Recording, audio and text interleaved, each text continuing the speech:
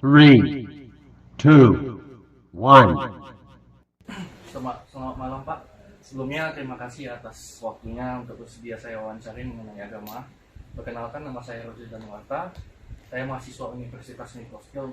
Tujuan wawancara ini karena saya mempunyai tugas agama. Perkenalkan, nama saya Jeffrey, agama saya Islam.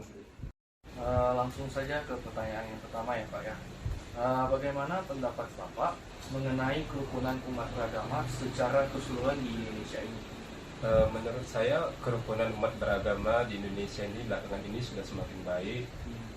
Hal ini karena pola pikir masyarakat Indonesia sudah semakin maju tentang keberaneka-ragaman bangsa Indonesia. Keanekaragaman bangsa Indonesia telah menjadi simbol Bhinneka Tunggal Ika, yang artinya biarpun berbeda-beda tetap satu juga, baik itu berbeda suku, agama. Begitu ya. Baik, lanjut. Menurut pendapat Bapak, dari skala angka 10 sampai 100, sudahkah kerukunan antar agama di Indonesia tercapai dengan baik? Menurut saya skalanya bisa kita bilang sudah mencapai angka 90. Dalam artian sudah baik. Sudah lumayan bagus. Selanjutnya, bagaimana kondisi kerukunan khususnya agama Bapak dengan agama lain di Indonesia ini? Kondisi kerukunan agama saya dengan agama yang lain belakangan ini sudah semakin kondusif. Jika kita flashback tentang masalah-masalah yang terjadi pada sebelum-sebelumnya, terkadang masalah tersebut muncul karena tindakan seseorang yang mengatasnamakan agama.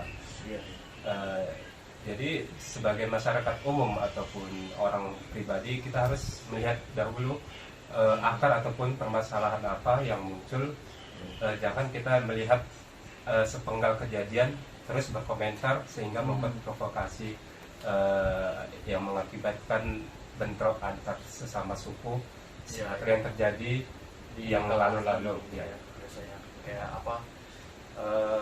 Kan kemarin itu ada pemberitaan agama Kristen gitu ya. Penyerangan seperti itulah yang harus dihindari. Makanya kalau ada kejadian-kejadian tertentu, kita harus melihat dahulu apa akar permasalahannya sebelum mengambil tindakan. Iya, kebetulan kan soalnya di kalangan ini kita kan bisa banyak kali masalah konflik tentang agama. Apalagi kemarin itu sering terjadi penutupan ibadah lah gitu, umat-umat lain gitu. Itu susah juga ya. Baik, saya lanjut untuk pertanyaan kedua ya Pak ya. Dalam ajaran agama Bapak, bagaimana kerukunan antar umat beragama diajarkan dalam agama Islam? Dalam ajaran agama saya, khususnya Islam, ada kata menyebutkan bagimu agamamu dan bagiku agamaku, dan tidak ada paksaan. Artinya saya tidak bisa memaksa orang lain untuk mengikuti agama saya, dan orang lain juga tidak bisa memaksa saya untuk mengikuti agama yang dianut oleh dia. Dan juga kita tahu bahwa memeluk agama diberi kebebasan dalam Undang-Undang Dasar.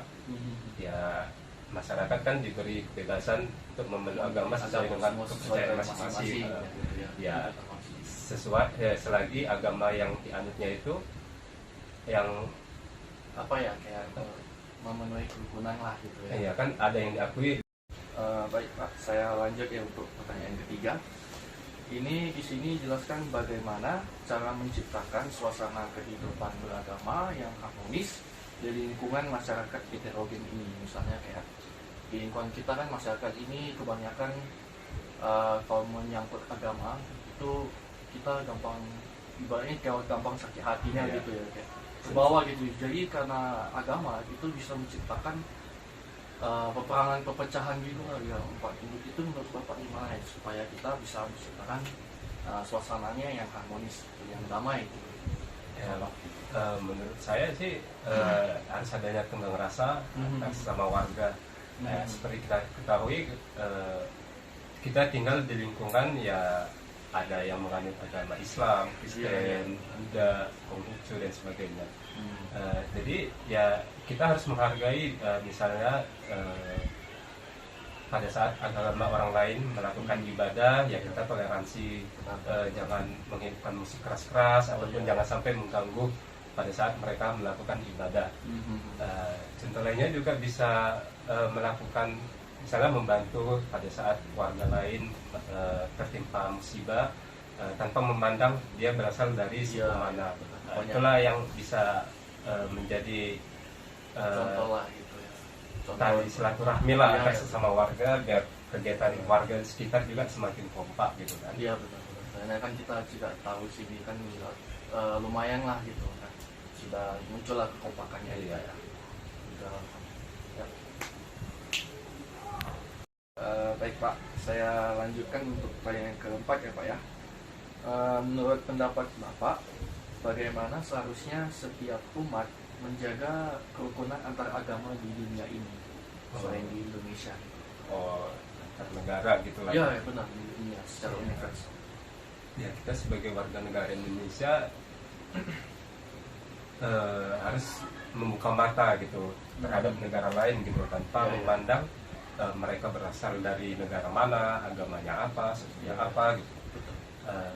Misalnya kayak baru-baru inilah terjadi peperangan antara Palestina dan Israel kan. Iya benar. Peperangan tersebut orang sudah tidak melihat lagi faktor agama, tapi melihat kemanusiaan.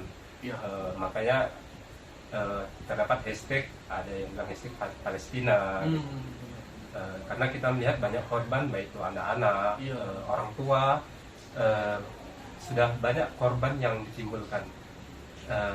Makanya banyak dari organisasi-organisasi di dunia, khususnya Indonesia, mereka berkumpul menyuarakan supaya perdamaian itu atau peperangan itu dihentikan.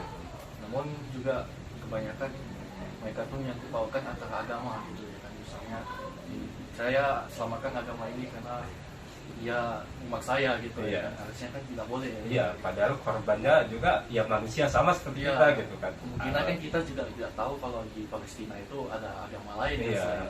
Cuman kebanyakan agama Muslim kan. Mungkin lebih baik. Lebih seperti itu ya Pak ya. Saya lanjut untuk pertanyaan terakhir ya Pak.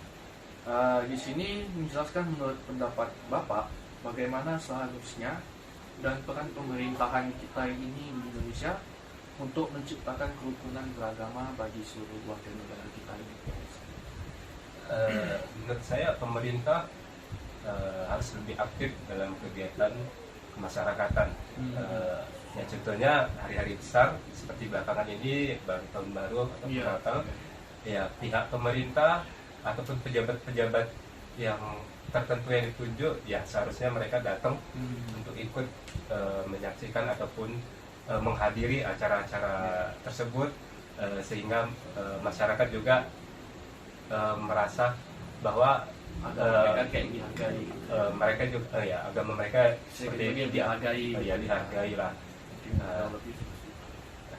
Mungkin pemerintah juga harus menjembatani masyarakat dengan sosialisasi mengenai pentingnya menjaga hubungan antar umat beragama, karena banyak masyarakat yang kurang paham gitu kan tentang